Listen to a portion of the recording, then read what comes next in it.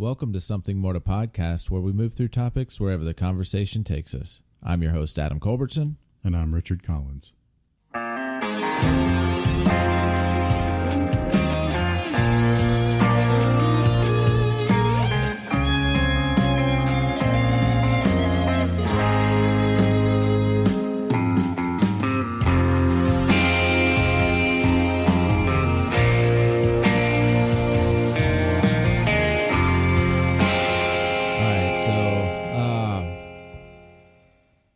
To start it off, we got the whole YouTube thing that's going on right now. I don't really know all the details about it. I just know that they're trying to stop like white supremacy sites. I know there's this big deal with Fox News, this one Fox News host and this YouTuber going at it and everything, and they're taking down any monetization on any kind of borderline racial stuff, white supremacy sites. There was one in particular that used this. I wouldn't buy a shirt because it's supposed to say socialism is for figs, but it's like the symbol that's for the eye is just like a fig tree or something like that, but it even like has like the hand tilt, and it's Che from the Bolivian Che Guevara. Yeah. It's weird, but it's totally like I don't support it for sure. it comes off like really bad. That's very odd to say the least. Yeah, I don't know. Like I said, I don't know all the details about it. I just been kind of glancing over the internet this morning, watching a couple YouTube videos and everything, and so my knowledge of it isn't. I don't know everything about it. I do know that YouTube is running just another, just a huge, just release the bots censorship. On a lot of people, and a lot of people that don't have anything to do with using racial slurs or any white supremacy or any hate groups or anything like that, right, are also getting demonetized or their videos taken down and everything. And it's just YouTube doing YouTube again. Like they're fucking over everybody. Yeah. Not just the people that they should be focusing on. But the thing is, like these white supremacist sites and or YouTubers, or even the borderline ones, they're demonetizing their like chat, the super chat, and all this kind of stuff. But I mean, they still have the links to their selling their T-shirts, to their Patreon, right, everything like that. That's where most of their money's being made, not through YouTube. Right. And see, I don't know. There's some, I guess, interesting ethical implications and stuff like this as well. I mean, on the one hand, like hate speech and the like speech that's meant to disparage others really should not be allowed. It's kind of one of those things, and some people might say, oh, freedom of speech, like it's the First Amendment and everything. Well, something you have to understand about rights is they only extend insofar as they don't infringe on other people. So it's the same reason why libel and slander aren't protected by the First Amendment. Yeah. Because speech that's meant to disparage other people cannot be protected by the Constitution. Like it's just not right. Yeah. Like if you want to say something, that's fine, but it's something else entirely when you're trying to actually like bring down another race or even just an individual person. And on the other hand of that, the censorship thing, like, see, I think that falls firmly under the First Amendment. Like there is really nothing that should prevent you from being able to curse if you so choose on your own content. Like if people don't want to hear it, then they don't have to listen. it's not harming anybody for anybody that does. It's not like by using curse words you're inciting people to violence or anything like that. It's not promoting this idea of like hating a certain person or a certain group. It's just curse words. And Yeah. some people don't appreciate them. Some people don't like them. It's not good to use in like a business setting or something more formal, obviously. But to demonetize people for it seems kind of ridiculous. It's kind of one of those things like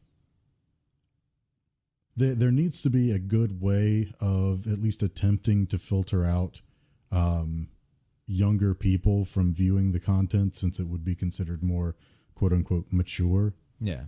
But to say that, oh, well, you shouldn't get any money for what you're doing is just kind of ridiculous. Oh, yeah. Yeah, definitely. And they've already been doing this, like this whole censorship for and demonetizing videos with cursing in it, like Boogie, Right. with his Francis videos. As soon as he posts a Francis video, demonetized immediately. Right. I don't know. It's kind of messed up, and it's making a lot of people leave the platform and go to other platforms. Oh, yeah. I mean, and I don't really blame them. No, not at all. I mean, they have to make their money somehow. Yeah. And it's a way easier to change platforms than to try and reinvent yourself in like a way of becoming popular. Yeah. Yeah, because I think Boogie's he's over 3 million subscribers. Like most of his income is straight from YouTube. And if he were to change platforms and just say like, hey, everybody, I'm going to be on this platform now, he's probably going to keep a lot more people out of those 3 million than if you were to be like, okay, well, I'm going to change all of my content now. Yeah. And that's what a lot of his content has changed to more gaming news and stuff like that, which I mean, some things I agree with him on, some things I don't. But I mean, I listen to all sorts of YouTubers on gaming news and everything like that. I don't just follow him. So I get different points of view from everybody. And I'm like, you know what? They make a good point over here, but this is stupid. Yeah. And I mean, that's normal. Yeah. Like it's normal for you to have like some agreements and some disagreements to someone's opinion, because I mean, it's not all binary like that. It's not all black and white. It's not like, well, these are my opinions and these are their opinions and there's no overlap whatsoever. Yeah. Yeah. Like, but of course that's the way our government wants to work. Yeah, for real. Now, I don't know. Boogie's talking about putting all of his Francis stuff on Storyfire now. I think I brought that up before. Which they're adding videos. They're going through a beta for the videos, and they've given beta invites and everything to content creators to try and get more videos on the platform. Yeah. Right now, the Storyfire, where it just pops, it's like a text message story kind of deal. Doesn't appeal to me, really. Right. And nothing that I've actually seen on Storyfire has like really interests me. Even the Francis videos that have been put on there previously had it was just like a picture from the YouTube video, and then it's just the dialogue from the video. Just fed to you. You can either tap for it to continue, or like you can put it on auto and it'll pop up every now and then, or like every couple of seconds or something with the next line.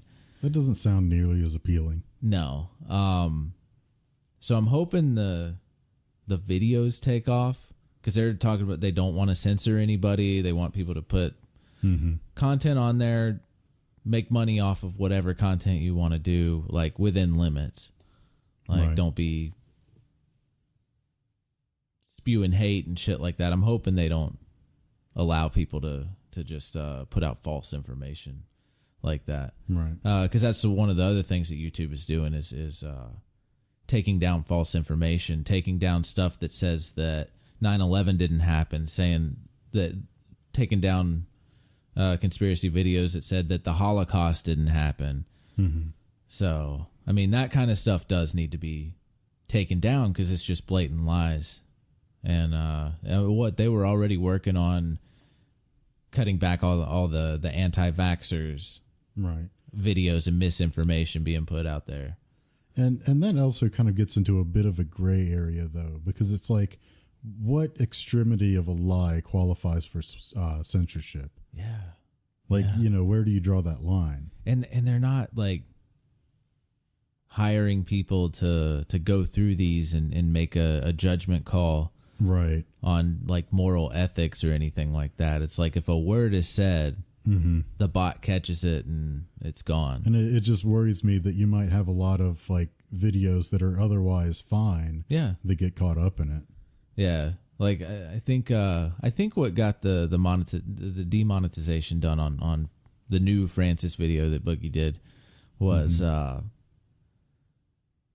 he said he was talking about the canvas bag from Fallout. Yeah. I forgot the MMO, the Fallout 76. Fallout 76, yeah. Where they got the plastic bag instead of the canvas bag, and he's going through his closet and he's like, these are all the canvas bags I got from free from everybody. He's got a 111 like Fallout 111 bag, and he's like, I got this from free from you. And it's canvas, and he's like, I got this YouTube bag, it's plastic because YouTube sucks too. So he said YouTube sucks. So they demonetized his video because he said YouTube sucks, but he did not. He held back from cursing the entire time in the video, and you could see where he almost slips up, but because he said YouTube sucks on their platform. See, and that kind of presents a weird ethical situation as well, because I mean, on the one hand, like I kind of understand where YouTube's coming from. They don't want like that kind of thing being promoted on their platform at the very least, but at the same time, it's a little oppressive to be like, oh well, you're not allowed to have a dissenting opinion. Yeah. I mean, he was raging, but he wasn't cursing and everything like he normally does with Francis, just dropping F-bombs and and something that I think is funny is that some TV stations have been far better at handling this kind of thing. Yeah. I mean, you look at like Fox, for example. Fox is absolutely fine at being the butt of jokes. Yeah. I mean, their own shows do it all the time. Yep. Like, I know that Family Guy and Simpsons both have done some pretty heavy, like, oh, Fox sucks, or like, look at how corrupt and greedy Fox is. And Yep. like, oh, well, we can't do this because Fox. Yeah. I think even American Dad has done it. But, oh shit, American Dad's on TBS now, ain't it? It is on TBS now, yeah. I almost forgot about that. But yeah, it's like it's such a common trope for like Fox shows to make fun of Fox. Yeah. Or Netflix shows to make fun of Netflix. Yeah. Yeah. Like if you've seen Big Mouth. Oh yeah. Yeah. Yeah, Big Mouth is good. Yeah. I need to catch up. Because there's 3 seasons now, or no, that was a Valentine's Day special. Yeah, that's right. But the Valentine's Day special seems like it actually fits into continuity, so okay, probably need to watch it before season 3 comes out. Okay, yeah, I need to get caught up. Speaking of which, I did not get caught up on, or I did not watch Swamp Thing. Sadly, it's just been a busy week. Just too much going on, and then my downtime has been playing Final Fantasy 14. Yeah. So there's just so much to do.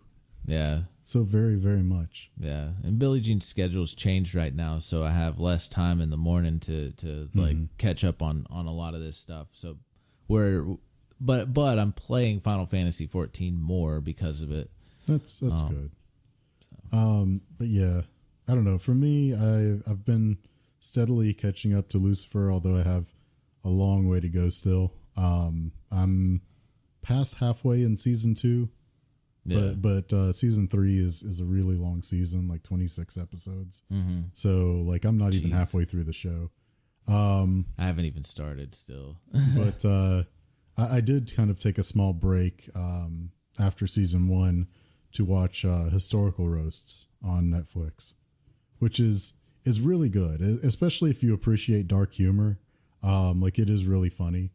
I don't recommend it if you don't get dark humor. Yeah. Because it gets pretty dark. Yeah. Yeah, if you get offended easily, too, I don't recommend it. But if you could take a joke, if you can take that dark humor. I mean, you got a lot of the comedians, like they are just dark humor and they have comedians. all kinds of comedians involved too. Yeah, like there were a number of people. Jaleel White is in 2 episodes. Oh yeah, yeah. Yeah, I'm like halfway through the first episode right now. I was watching it yesterday and then had to leave, so I just haven't picked it back up. Fair enough. But yeah, the first episode, it's the roast of Abraham Lincoln. Mm-hmm. They have Bob Saget as Abraham Lincoln, and they have John Stamos as John Wilkes Booth. Yeah. John Wilkes Stamos. Yeah, with John Wilkes Stamos, yeah. Yeah, so yeah, there's some Full House jokes in there. Yeah, there is. I did catch one or a couple Full House jokes already in just the first half. I haven't gotten to John Stamos doing his roast yet. Right. But, yeah, he's second half. Yeah. But yeah, it's definitely good if you appreciate dark humor. Like definitely check that out. But just if you are kind of thin-skinned, maybe just skip it. I guess a good litmus test is: do you appreciate Bob Saget's stand-up? Yeah, not him on Full House. His stand-up. There's a huge difference. Huge difference. It actually makes it quite hilarious. Yeah, yeah, it does. It's like just to think, like how raucous and rude and like inappropriate his stand-up is, compared to like how mild-mannered and like upstanding he is on Full House. Yeah, making lame ass dad jokes and shit. Yeah. or on America's Funniest Home Videos, because he did that for a while too. Oh yeah. I don't know. I didn't like his jokes on that show. Like because he was basically being being the dad from Full House, like in America's Funniest Home Videos too. Yeah. I didn't really like that show when I was a kid, just because like his jokes were dumb. I didn't like it because of his jokes. I just liked it for the videos. Yeah, I did like the videos because I mean that was YouTube for the time in the 90s. Like that was YouTube videos. Oh yeah, totally. But yeah, there's a lot out there to catch up with. I still need to get caught up with Barry. You said you finished season 2 now. Yeah, I did finish season 2. Without giving spoilers, I like how they ended both seasons. The first season they ended it with him trying to start a new life. Right. The second season he goes the opposite direction at the ending, without giving anything away there. But it just both seasons just end on a completely opposite note, but it still leaves it so open for more to come in the third season. But it leaves you wanting more for sure. That's good. Although, for that matter, that thing you sent me from Silicon Valley, like the person's observations that Guilfoyle is a cat and a human body. Yeah. It's just really interesting. Yeah. Like totally worth going back and watching all of Silicon Valley over again just to appreciate that. Oh yeah. And then whenever we start Microphones and Monsters, when we start recording, you're going to be playing as a Dreamlands cat. Right. So that's why I sent that over to you. I was like, you know what? Like, probably not the deadpan just right. attitude, or the voice and everything, but like that whole attitude. Yeah, the cat just attitude. That kind of like prickly, like, I hate everybody else. Yeah. Like, just leave me alone and let me do my thing kind of attitude. Yep. So I thought that would probably be like good, like study material for getting into character with a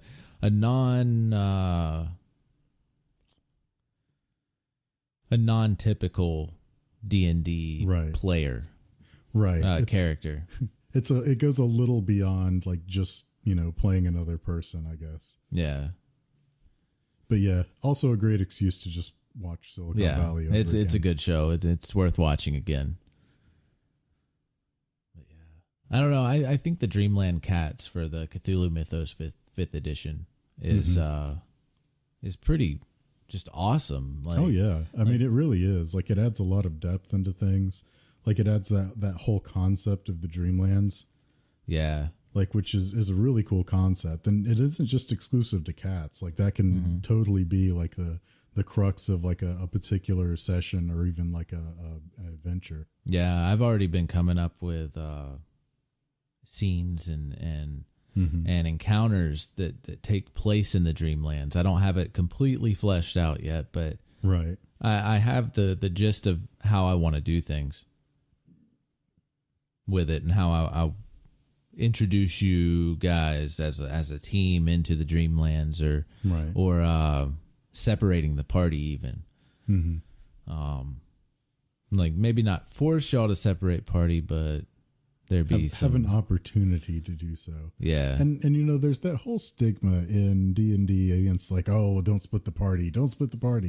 And while normally that is good advice, there are some times where it's kind of called for. Yeah. And you know, the DM, a good DM should be able to kind of accommodate for things like that, where it's not necessarily like, oh, well, I'm going to alter all of the encounters so that, you know, if you ever split the party, you're screwed. But more so like giving opportunities where it, one, makes sense for the party to split because there's like two different things that need to be done in a short amount of time or something like that. And two, actually balancing it for like a smaller party. Yeah. When those situations come up. Oh yeah, and it's not like there's like calculation, there's tables and everything that you can calculate like what changes need to be made for less players and more players and everything like that. But I mean, a lot of times you can just don't have to worry about that 100% of the time. Yeah. Right. If you want to prepare something beforehand and use tables and stuff, but on the fly, like trying to refer to tables and change stuff, like it takes time away from the game and gets people out of the mood and everything. And I feel like it's been pretty easy. Just you can make changes without killing your party. Yeah.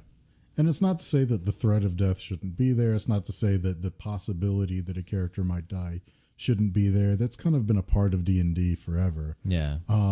But you also don't want it to be like, oh, well, nobody's ever going to die, like kid gloves all the time. And you don't want it to be just like, oh, well, there's no way that you're going to win this combat. Yeah. Like you want to find that kind of happy medium where the threat of death is there, but it's not overwhelmingly strong. Yeah. Yeah, I haven't once tried to actually kill y'all yet, but y'all have come close. There are definitely some times you come close, yeah.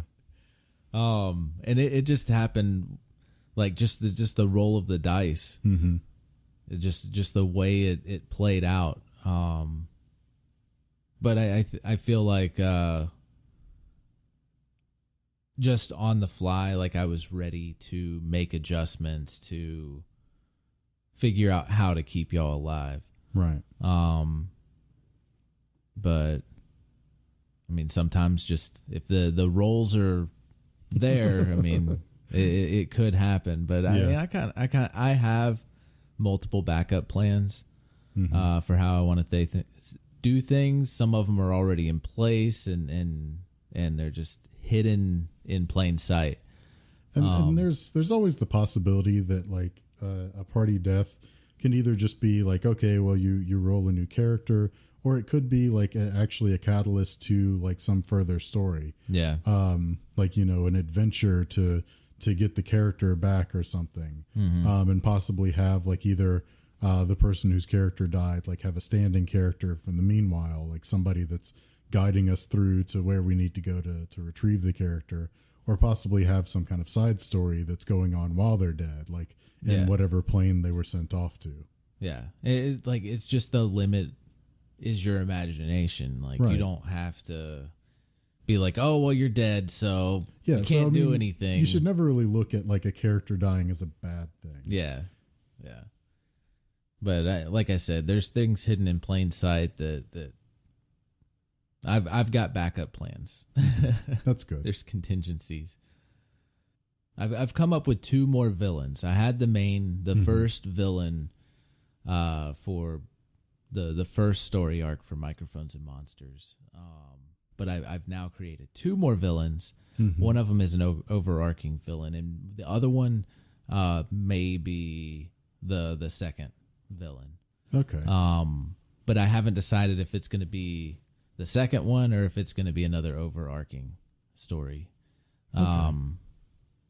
So done That's that. good. I've also I figured out what I want to do for the first time y'all encounter a combat or first time you come across a combat encounter and everything leading up to that from the day we start with the party. And I've figured out, I've kind of got out the whole, like, all the details I want for the first big bad boss. Okay. How that fight's gonna play out with music. Like I've already been like, I just listened. We locked in on some music for Microphones and Monsters now. Like we've got a theme song. We've got the music, just like ambiance music, just to set the tone for all the different scenes and everything. And like I've just been listening to the music and just coming up with scenarios and scenes and everything. And that's, the music is kind of driven just how I want the story to play out.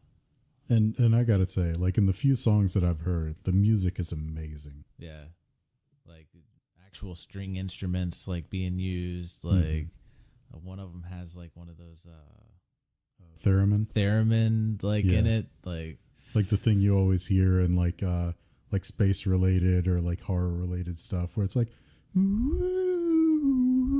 yeah.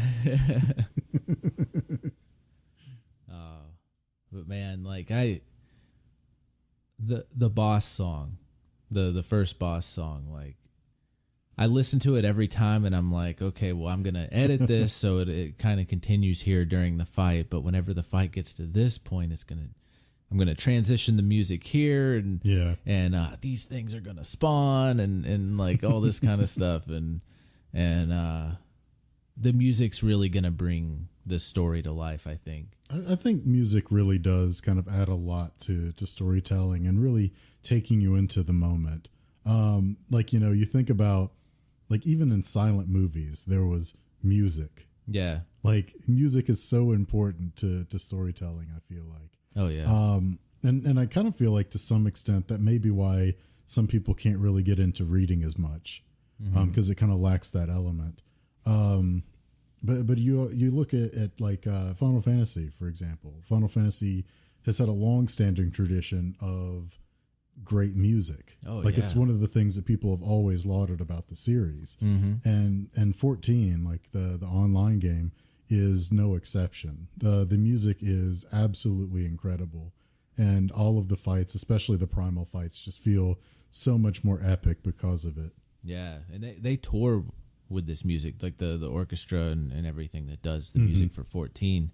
They put out soundtracks for every expansion. They tour playing those songs, and it's just it's so good.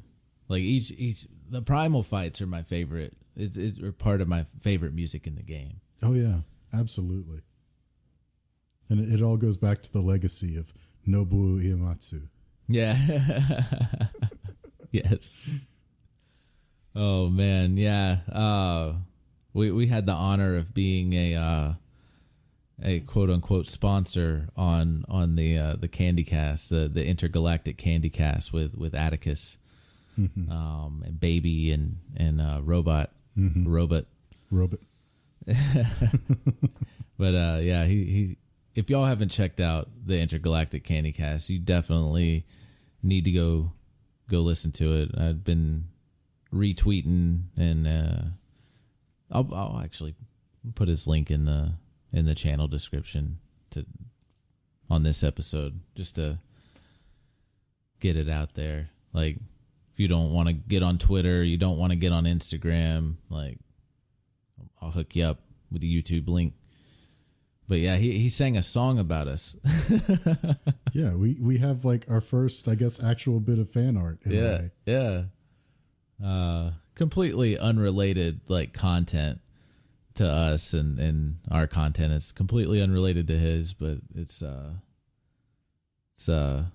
podcasters, just the community that we've been a part of with Podcast Junkie, which he's a part of that too.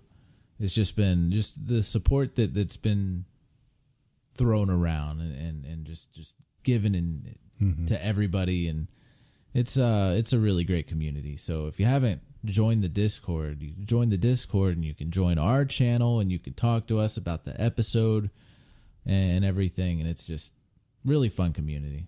It is. Although Atticus, I just want to say that I'm going to go ahead and apologize beforehand for this. Especially if this causes any grief between you and your Candycasters. But I want to speak to robot here for a moment. I know you were having some problems with the term robot, and just wanted to make sure that you were aware that the word robot actually comes from a Czech word, robota, which means forced labor. So essentially, robot is the same as slave. So, just thought you might like to know that. Oh man, that's some pretty intense stuff right there. Oh, I did not know that. It's something that I don't know. I have all kinds of odd little factoids that kind of circle around in my head all the time. Mm-hmm. That's why I do trivia every week. Oh man, yeah. Hopefully, Robot doesn't hear this. Might cause some problems, definitely, on the show. It could. I don't know. I guess we'll see. No, I'm all for free will for Robot. Mm-hmm. Yeah, he already doesn't like being called Robot. Right, and rightly so. Yeah. Oh, so kind of getting into Trump. Well, I mean, not kind of. We're getting into Trump now. Okay. And this is more than just United States news. This is he went over to the UK and went to Buckingham Palace, and the Queen hosted him, and Melania. And Trump he did not look happy. Like everything that I've seen of him, like there, he just looks like he's just like he doesn't want to be there. I feel like in general, he just doesn't look happy. Yeah. There are very, very few times that he actually looks like he's enjoying what he's doing. Yeah. Like to me, just like the pictures of him in the tuxedo and everything, taking pictures with the Queen and all the other royals and Melania. Like he looks like a kid that doesn't want to be there. Like he's forced to dress up and he just doesn't want to be around the people. The Queen doesn't even look happy that he's there, really. I mean, her smile looks fake. I think you could have stopped it. He looks like a kid. Yeah.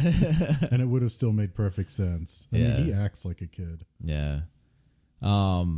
But I feel like a lot of attention on the media and social media and everything has been on how he looks and how like he doesn't fit in his suit and all this kind of stuff.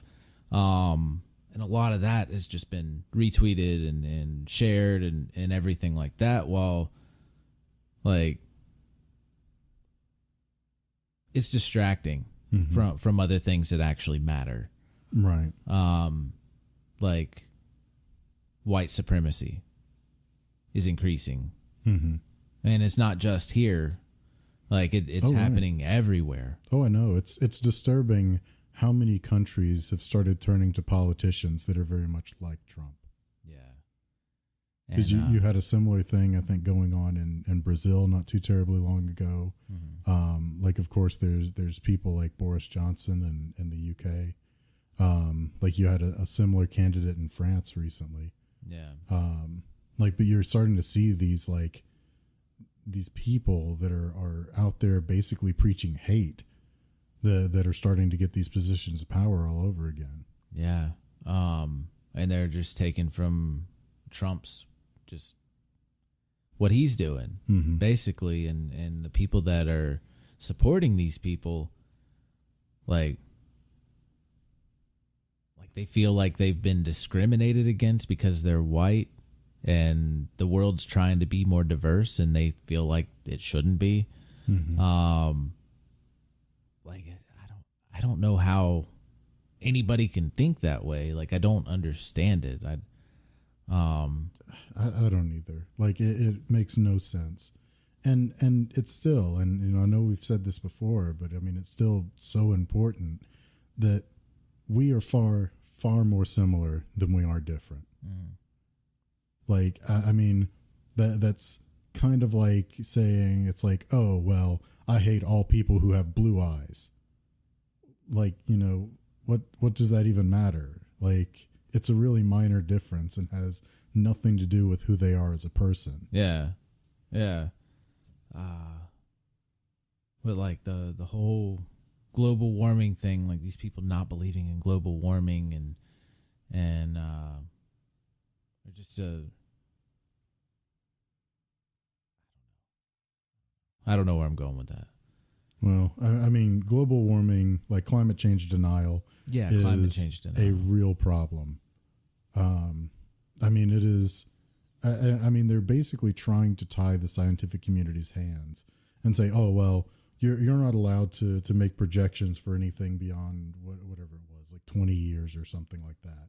And it's like, well, the problem is that the worst of the damage that's being speculated is not until well after that. Like, even looking 20 years in the future, it's not like a catastrophe is bound to happen in that time. Yeah. But if we keep waiting, if we keep pushing it off and we don't do anything about it soon, it's going to get to the point where it's inevitable. Yeah. Yeah. That's like, I remember growing up and I was being told, oh, well, the oil dumping or like the oil spills and everything in the ocean. Oh, well, I was told that, oh, well, the ocean floor like cracks open and releases oil into the ocean more gallons of oil go in or in the ocean from the earth itself than there is like oil spills. So it all recycles anyways. I don't know. It's some bullshit.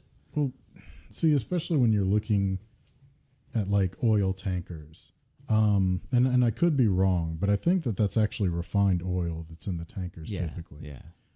Which is a little different than raw crude oil.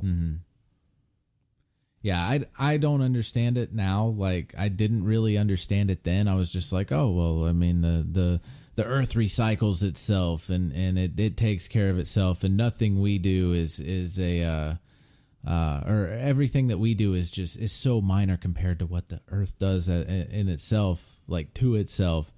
At least that's what I was being told. I mean, that's what they were saying on fucking Rush Limbaugh and shit like that. I'm sure that's what people believe as well. Yeah. But I mean, there's a lot of scientific evidence showing that, the things we do have a far worse impact than we think it does. Oh yeah. And I totally know that now. I don't believe that crap anymore. But that's just all part of, basically just the Fox News brain, like we've talked about before, that you just. Well, and you should never get into a position where you're unwilling to consider another viewpoint. Yeah. Like, whether or not you believe you're right or believe you're wrong, you should be willing to consider another viewpoint. And not just like, oh, well, I heard what they had to say. But like, actually think about it. Like, could this be possible? Like, could this mesh with my beliefs in some way? Like, just be open to new information, possibly changing the way you look. It's kind of the reason why, because everybody's like, oh, well, science is just a religion too, because you have to have faith in science and blah, blah, blah. Well, the difference is that science doesn't just hold to one thing and say, well, this is the absolute truth, and nothing anybody ever says or discovers will never change that. Yeah, like religion does. Like with religion, it is always the same because it was the same thing that was passed down for thousands of years, and so this is what it says, and this is what our religion is, no matter what anybody else says. Yeah. And yeah, like science is constantly changing its mind about things. Like there are constantly theories that are being disproven or being altered because of new discoveries. And I think that really is the biggest difference between what science is and what religion is. Yeah. Yeah. Or as one of our friends likes to say a lot, it's the whole thing about like if all of the knowledge in the world were wiped out today, nobody knew anything about any science, any religion, like anything, and we had to start over from scratch and rediscover everything.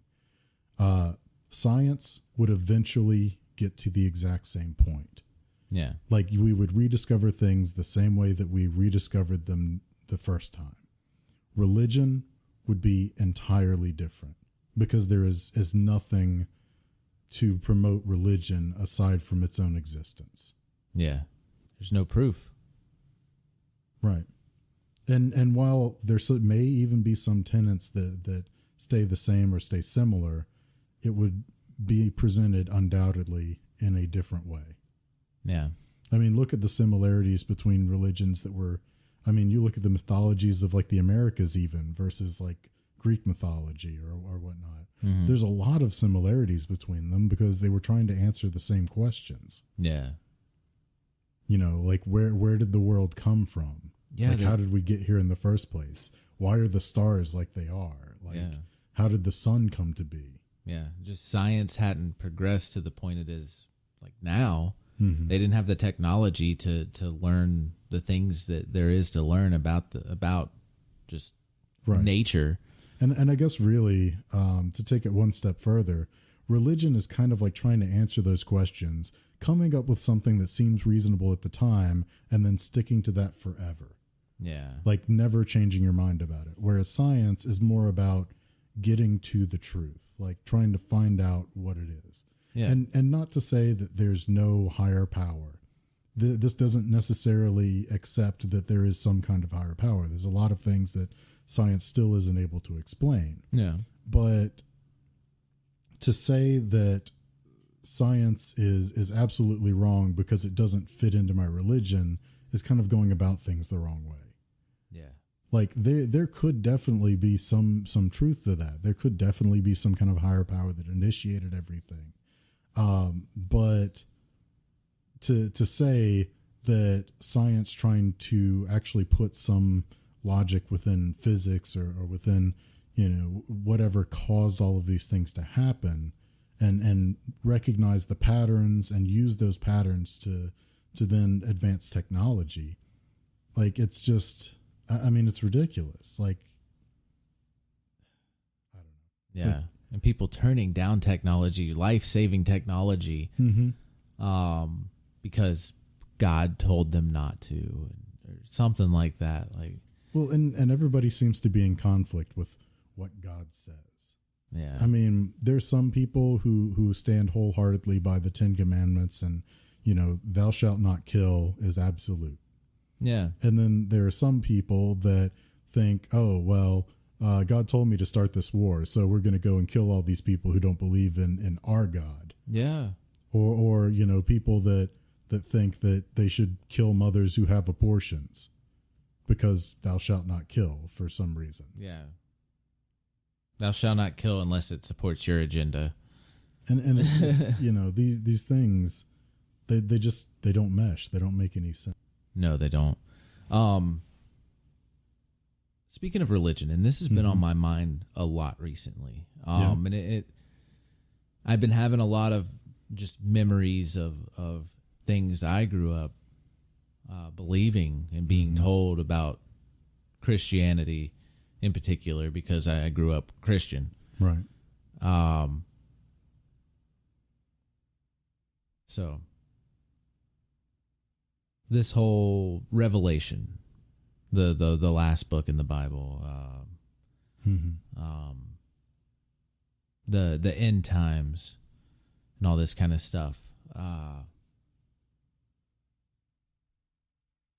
have a feeling that a lot of people have voted for Trump because they think he's the Antichrist, because that will prove that end times are real, end times are here, and it's the 7-year tribulation leading up to the actual end time, and Jesus coming back. Like, bad stuff has to happen for Jesus to come back.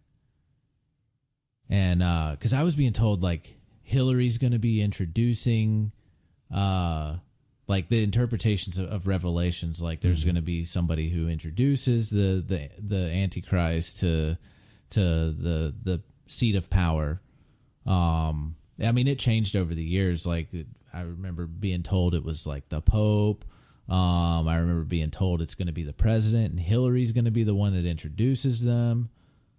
But I mean, like, that interpretation was also being like skewed to like, oh, it's not going to be just Hillary. It's going to be like Hillary's going to be running against them and all this kind of shit. Like, it's fucking crazy, really. But I feel, I mean, I was trying to wrap my head around just how Christians can support a man like Trump. And I use man very loosely there. But how they can support someone like that. Because, I mean, while I was taught, like, growing up, Christian values as far as like don't go out and don't hurt people, don't kill, don't lie, and just the 10 Commandments, right? Basically, you just to be just a decent person, right? Be nice to others. I was taught not to be racist and all this kind of stuff, while hearing racist shit all the time, right? Said from the same mouths told me not to be racist. So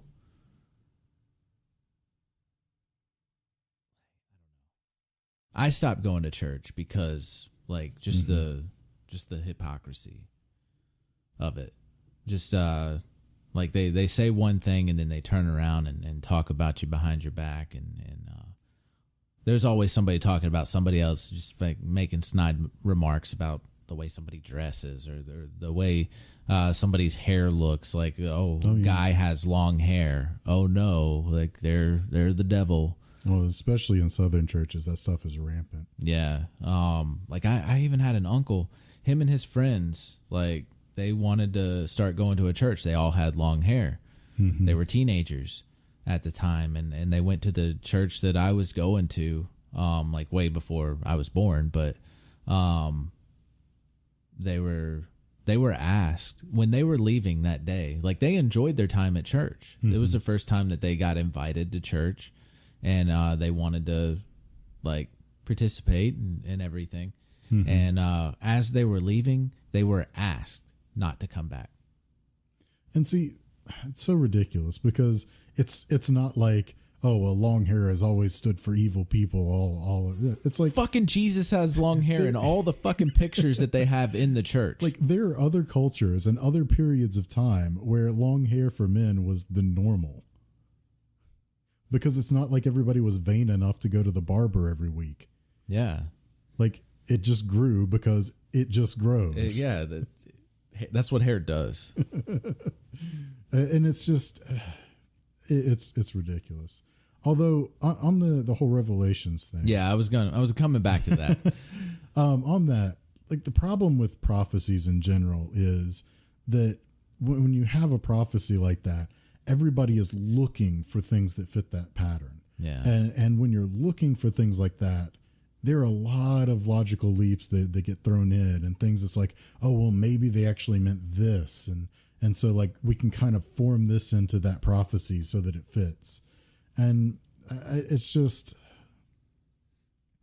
I also see a problem with, the idea of self-fulfilling prophecies, like things that come about specifically because they were prophesized. Yeah. Because people are wanting it to happen or trying to make it happen or trying to make things fit for that to happen. Mm-hmm. And it's just, at a certain point, it's not really accurate. It couldn't be accurate.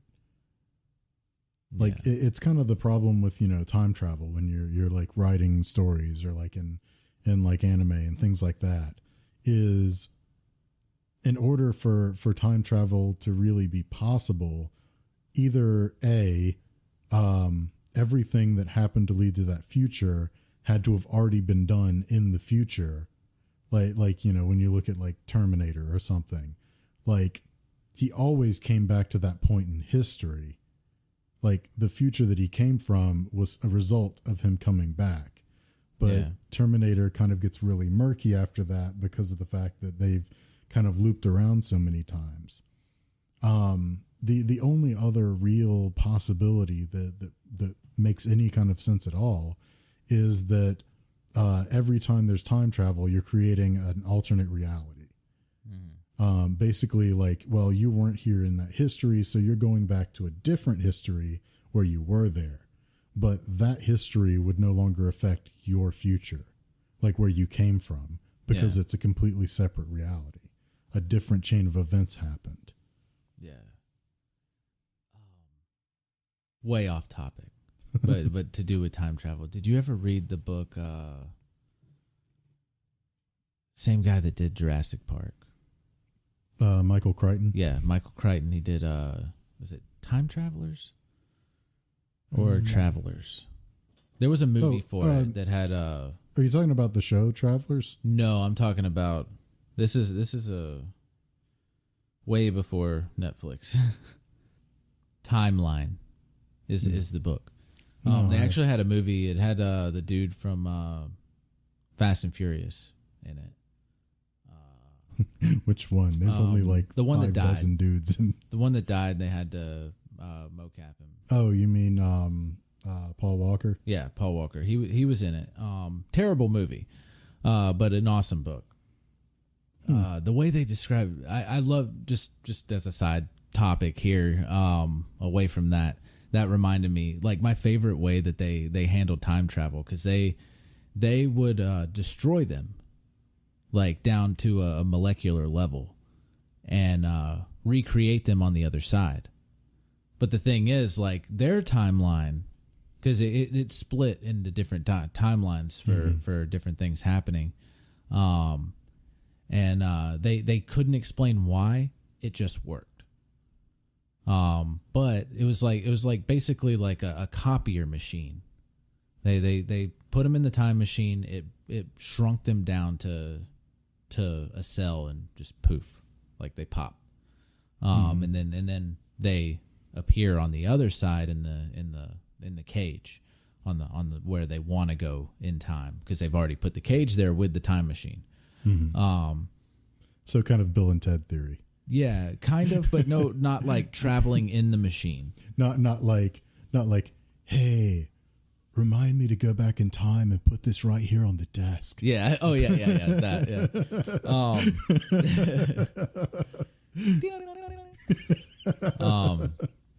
But they were like, well, we haven't figured it out, but one of the other timelines has. Right. So they were having a really big issue, or one of the guys, he refused to time travel because of it, because he was like, so we die and then a copy of us reappears. Yeah, but it's you. But the us here dies. Yeah. Like, how is that not us on the other side? Well, I mean, it is you. Like that's just how it is. Like, it is you. Yeah. Well, how does that work? We don't know, but somebody else in a different timeline did figure it out. So it works. Right. So I kind of like that. That was one of my favorite books. Yeah, and actually, as I was looking at some stuff on that, it seems that it would seem that Timeline was also turned into a game. No, really? Yeah, there was a game that came out in 2000 called Timeline that was produced by IDOS. But the movie did no justice to the story, and they left out so many cool scenes that were in the book. But that's a pretty good time travel read there, Michael Crichton. Timeline. But back to Revelations and everything. I just feel like that's why they're pushing so hard for Israel to be the capital, so the temple can be rebuilt. You mean Jerusalem? Or Jerusalem? Yeah, Jerusalem being the capital, and the temple being rebuilt, because the temple being rebuilt is a big part of Revelation and everything. And then the massive armies coming in and coming in to attack Jerusalem, and then the God just picks up the mountains and drops it on them and kills like these massive armies that are coming in, which I was told those armies are going to be China and Russia. Well, see, the thing is, there's so many things throughout history that kind of seem to point towards that. I mean, Jerusalem especially has been war-torn so many times over. Like, it's really not even funny. Yeah. Like, there have been so many armies that have gone through Jerusalem at this point. Yeah. But that leads me to all these grifters, these evangelical pastors, especially the ones on TV. Right. The ones that are just trying to scare people into giving money. Yeah. Yeah, for real. I mean, they're straight up just grifters. Like that's all they are. The end times are coming, and you need to give me this money so that you can be right in the eyes of God before it happens. Yeah, they're selling fucking coins with Trump's face and Hector or something. I don't remember his name. The dude that built the temple, or whatever, the king. I forgot his name. Shit. Herod. Yeah, it was Herod. Oh, Hector. It's an H name. Hector, Herod. Yeah. Doesn't matter. It's like the Jewish Hector. Yeah.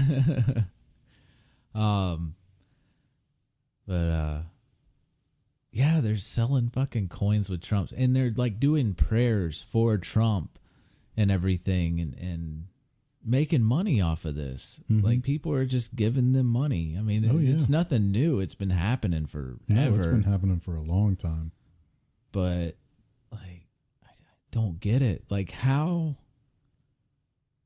it's all about money. Like, it's anything that just doesn't make sense. It really is like just all about money. Yeah. And people are just gullible. And I mean, if you take offense to being called gullible for being a Christian or believing in like these preachers and everything that are spouting all this stuff, or to think that Trump is a Christian man and stuff like that, you're gullible. Yeah. I once was gullible to that kind of stuff, because I did have basically Fox News brain.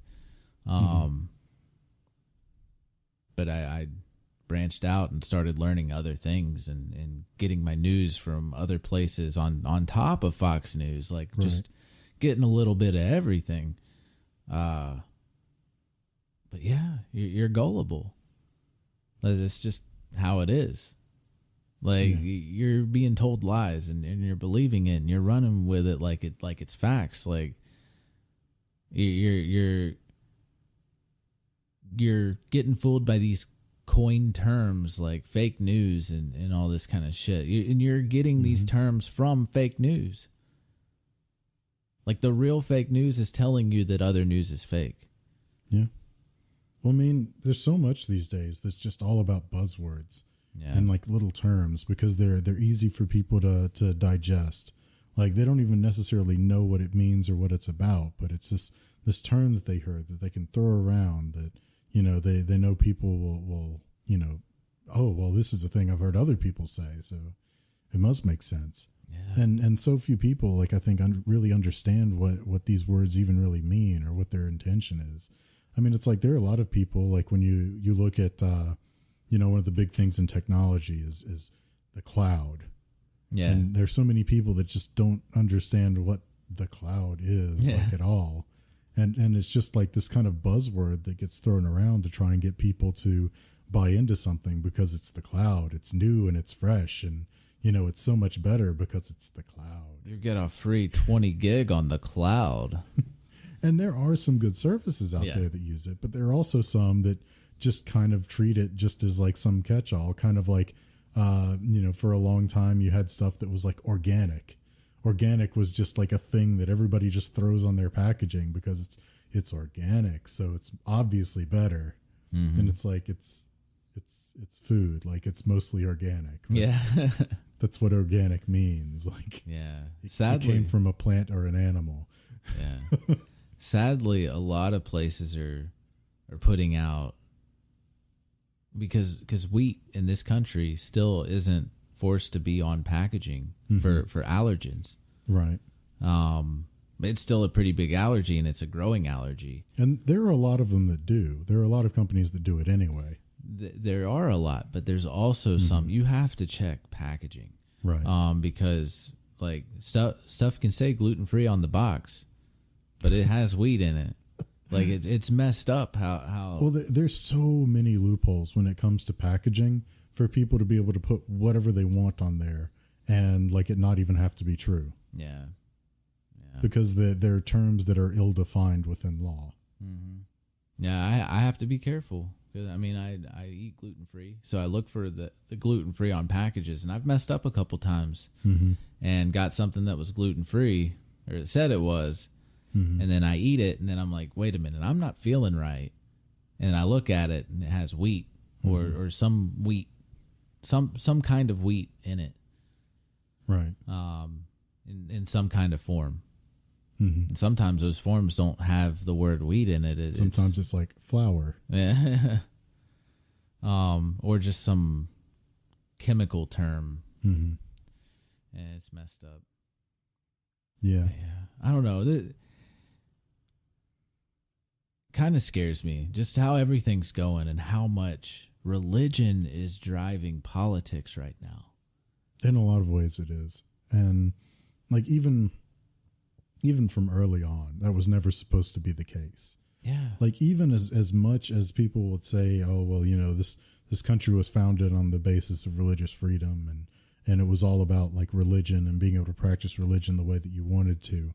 Well, even then, like even when they set it up, it's not like in the Pledge of Allegiance, they like said that the nation was under God. Like that wasn't a thing until like what, 50, 60 years ago? That was to sell flags. Yeah. I mean, like, it's not like, they were tying everything in the country to God until like a lot more recent. Yeah. Like that, the whole flag thing, because I looked that up. Like it was made by a flag company. They did a competition or something where people could submit their Pledge of Allegiance to go on a piece of paper inside the packaging for flags. Yeah. For people to learn, and then somehow that became a fucking thing that all public schools have to say, and got to buy a flag for every classroom. And at this point, I mean, it's practically brainwashed the population to think that, oh, well, it's right there in the Pledge of Allegiance that the nation is under God. Yeah. But it's like, really, the governance of a nation really shouldn't have to do with religion, especially if you want it to be religiously free. Yeah. Yeah, you don't make it one.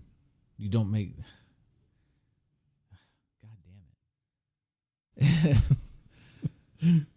It's just, I mean, it's so backwards. And it just kind of leads back to what we've talked about before, about there's so many things that are presented as fact, like by companies a lot of times, that people just come to accept and oh, well, this is just the truth now. Yeah. But yeah, this whole revelation, it's been bugging me. Like, they want to watch the world burn.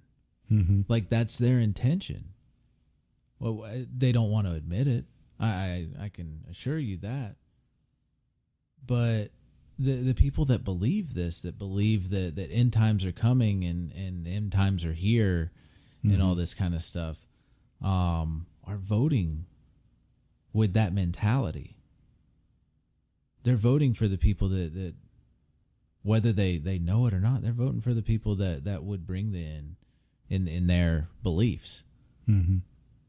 Like they want, oh my God, like the Trump is the definition of like the Antichrist as far as like what I grew up being told. It's so ridiculous too, because it's like people have been saying, "Oh, it's the end of the world" for so long now. Yeah, like I mean, people have been trying to predict it and guess at it and everything for, I mean, millennia. Yeah, and you know what makes you think that your claim is any more right than theirs was then? Oh yeah, for sure. And I mean, we have actual proof of something that could end the world, and you want to ignore it. Yeah. But it's so fucking backwards ass thinking. Just the way that this has been going down, because they seriously thought that Obama was the devil. Like all the videos that were put out there, like playing his speeches backwards, saying "Hail Satan" instead of "Yes we can." Let me tell you shit something. like that. If you have ever heard like any of that, like backtracking as it's called, or like backmasking, in order to make something sound like something backwards, it's going to sound really garbled and messed up the other way around. Yeah. Like, in order to like actually craft things to sound like something backwards, like one end or the other is going to sound like just gibberish. Yeah. And it might loosely sound like certain words, but it's certainly not like somebody's going to write a speech so that it can kind of halfway, sort of, if you listen carefully, sound like some kind of satanic words. Yeah. Like, if anything, a lot of these things don't even sound like the things people say they sound like. Like, they sound like other things, but they're just trying to put words into it. Like, they're trying to hear what they want to hear. Yeah. Like, they want it to be satanic, so they hear satanic things. Yeah. But like, if my thing is, like, if they had such bad problems with Obama, like how he wasn't like, he didn't carry himself right. Like, what the fuck does that mean? He's black? Is that what you mean? I would dare say that he carried himself better than a number of the presidents recently. Yes, he's like the most professional president we've had since I've been around. I mean, well, because we're both the same age. I mean, at least since George Bush Sr. Yeah. Like, I can't really speak to Ronald Reagan much because I was a little too young then. Yeah. I wasn't exactly paying attention to politics. Yeah, no. Me neither. But yeah, like, but now they're like cheering on, just fucking chanting this dude's name and chanting fucking stupid shit that he says and racist shit that he says. And he was talking about fucking grabbing women by the pussy. And granted, that wasn't while he was campaigning. No. But it's definitely something he said.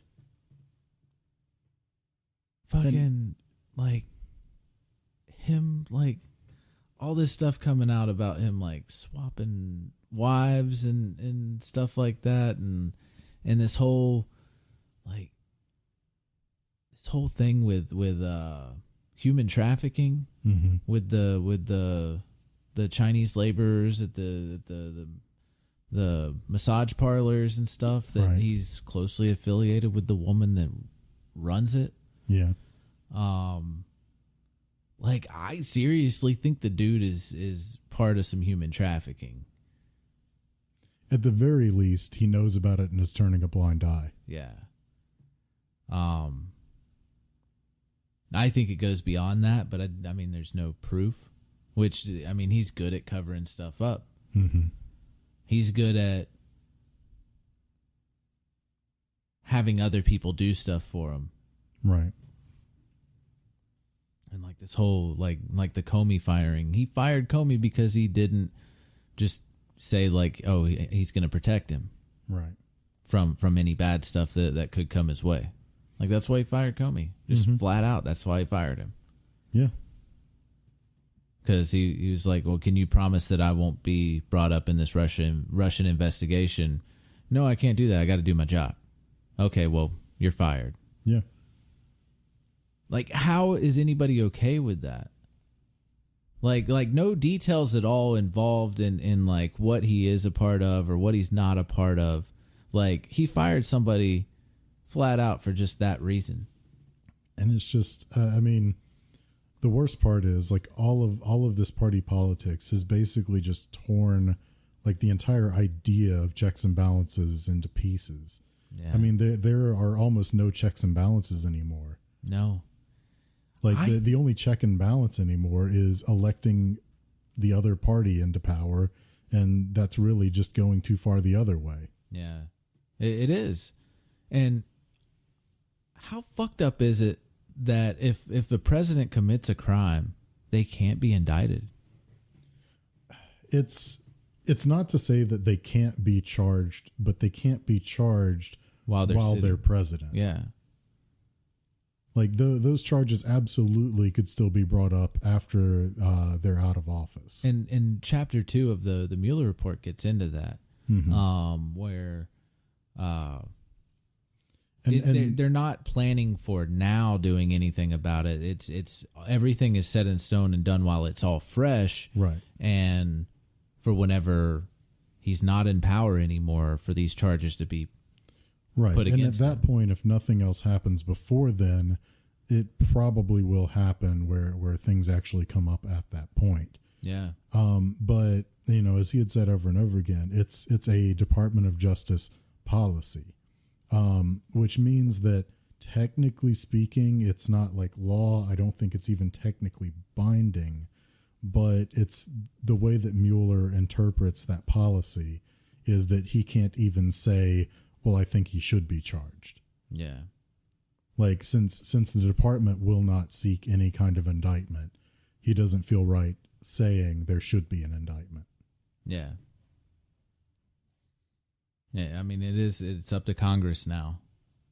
And they still don't have the fully unredacted information. Well, and see, the problem is, even if they did, it wouldn't matter. I know. Mitch McConnell has been very vocal about the fact that he's not going to let any actual impeachment proceedings go anywhere. Yeah. Yeah. And the thing with this is something else that I saw that's hitting the news again is trying to make Trump look good is something that he said a year ago is now being used as new news. That he wanted to legalize federally legalize marijuana. He said it roughly a year ago, and it's now being used in to make him look good. Because there are Republicans that completely hate marijuana, do not want it legalized, but there are Republicans that do want it legalized. Well, and whatever their motivations are, like, it's still absolutely true that the only reason it was illegal in the first place was to disparage minorities. Yeah. And the only reason it's not happening just overnight is because the people in charge haven't figured out a way to make the most money off of it and leave everybody else out. It's because the pharmaceutical industry, for example, wants to be able to get everything set up before they're like, oh, okay, you can go ahead and legalize it now. Because, I mean, let's face it, like, Big Pharma has at least as much say in the government as any of the politicians. Oh, yeah. What was I getting at there? About Trump and marijuana thing. Okay, trying to make him look good. So the thing is now, people are saying, oh, well, this isn't happening because Congress is stopping it. Well, there was a marijuana bill that went to Congress and it's being stopped. Like, the people were saying this shit in comments and everything on people posting this on Reddit and other places. And like, most things that Congress has stopped that the Republicans have tried to push yeah, I said Congress, but the things that they have stopped and haven't pushed along have had other fucking hidden shit in it. Oh yeah, fucking tax breaks, usually tax breaks for the ultra wealthy. I mean, it's so ridiculous. It's gotten to the point where there's almost no legislation that's ever actually the thing that it's talking about anymore. Like it's always some kind of tit for tat, like, you know, quid pro quo, like, oh well, we'll do this thing that you want, but we get this thing that we want. Yeah. And it's like that kind of bargaining doesn't have any place in governance. Yeah. And the thing is, the Democrats have started to go away from the new Democrats, the newer junior members and some of the more down the middle, more socialist Democrats have been actually pushing like legit fucking bills on trying to get laws made without hiding secret shit in it. Right. But the Republicans are still doing the same shit that both parties have done over the years. They're trying to slide every little thing they can to get it passed with things that people really want. It's because for the most part, the Republican Party is still the same old people that have been there for decades. It is just a bunch of old white dudes. I mean, and not to say that there aren't some like variety. There are a few white women. A few. Like there's some younger people, but the majority of the party anymore is old white men. I don't know. I feel like that just says a lot for the party. Mm-hmm. It kind of shows, you know, who the party is there to support. Yeah. They're just flat out there to support the corporations that are paying for them to be there. Mm-hmm. That have paid to get them elected. Yeah. That are continuing to pay them to say what they want them to say. And, you know, Republican or Democrat, like I wish we could just drop all of this stuff, get some younger people in there that stop doing all of these party politics. And, you know, it feels like some of the younger politicians right now are kind of leaning against party politics as a whole. Yeah. Like you're starting to have some that are starting to, you know, speak out against, like, you know, well, I'm not just going to go with this just because this is what my party says. Mm-hmm. Like, I'm going to go with what I feel is right for my constituents. Yeah. The way that it should be. Yeah. And you know, I would be so much happier if we could just do away with the parties altogether, or at the very least have a much wider variety of parties that are in a position of power. Yeah. Mm-hmm. Yeah. I mean, we repeat ourselves a lot sometimes when we get on different topics, especially politics, because, I mean, a lot of stuff comes up. And a lot of things don't get repeated sometimes. And I think it's only natural. I mean, that's the way that people are, the way that conversations are. And this being, you know, off the top of our heads, conversational podcast, it's fairly inevitable, I feel. Yeah. But, like, things are just, so much happens every single day. In the news, in everybody's lives, like, we have access to so much information at any second. You could look up anything you want. Oh yeah. And I feel like, while it's awesome for, if you use it right, if you use it to actually do research and not just read an article and be done with it. Right. But it's really dangerous for people that are just skimming. Mm-hmm. And of course only staying in their echo chamber. Mm-hmm. Shit. My mind just went blank. The danger of the prevalence of information. Yeah. What was I saying before that? I mean, this is kind of about like parties and I guess the way that people have rooted themselves into particular beliefs and sets of beliefs. And the fact that people really need to diversify their information. Actually look into things, actually care about what they're reading.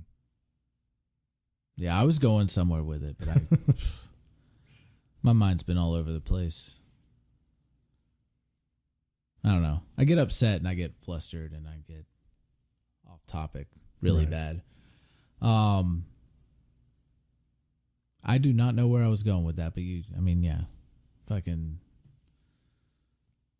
I'll probably listen back to it and I'll be like, oh, well, that's where I was going with it, because I was talking about it, and then fuck. I mean, if you just stay in your echo chamber and you don't like get any other opinions, you don't think about it, you don't, go to form an opinion for yourself, you're really just being a robot. Yeah.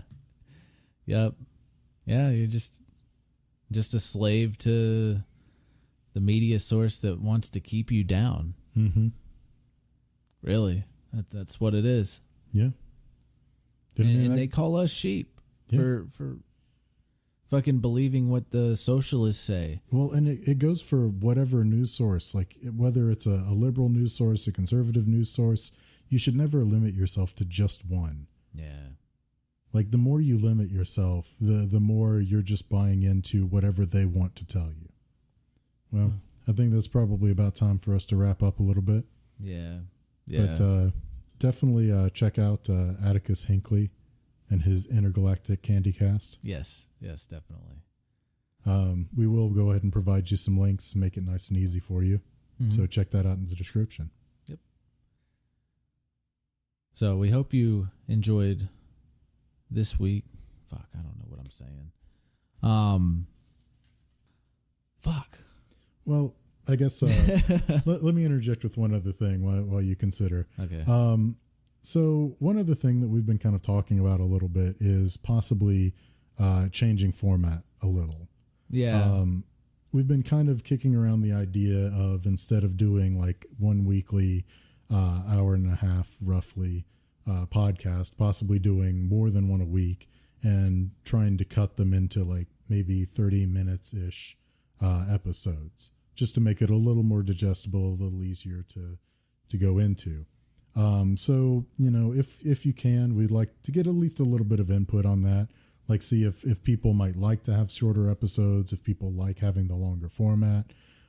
Just kind of get an idea of what the listeners want on that. Yeah. And I personally, I like the longer format.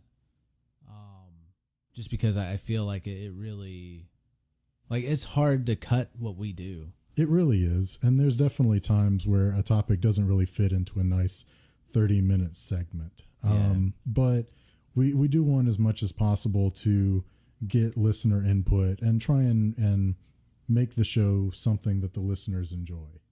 Yeah. And while I do like the longer format, I like the hour and a half time that we do, it's the people that I don't want people to be afraid to listen just because it's a longer podcast. Right. Because I mean, a lot of commutes are 30 minutes. People drive 30 minutes to and from work, and where our podcast, they'd only be able to listen to a third of it in that time if they're not able to listen to it at work. So I mean, it's kind of I kind of want to shorten it, but I kind of want to keep it the same at the same time. So definitely we would love feedback. Mm-hmm. Either way, just let us know. You can tell us on Discord. You could tell us on Twitter. I mean, you could comment on Instagram. Mm-hmm. I do tend to use Twitter more, and it is me, like that runs the Twitter, Adam. Yeah. I typically do that. You have a personal Twitter and an Instagram account. I do, but I rarely use them. Yeah, and I don't use any personal account for social media. So but it is me on our Twitter and on our Instagram. Mm-hmm.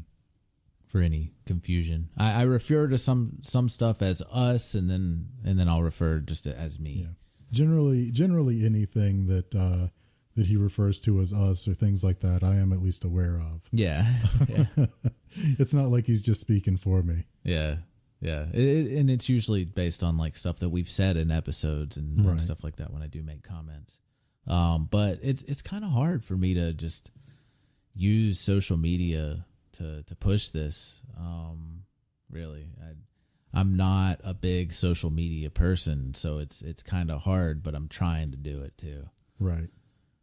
And it's kind of the same for me, but with still actually having like a job and everything else, like it's a little harder to find the time to do stuff I don't want to do. Yeah. Anyways, that is definitely all we've got. So hope you enjoyed this week and this week's episode, and hope you join us next week when we have something more to podcast.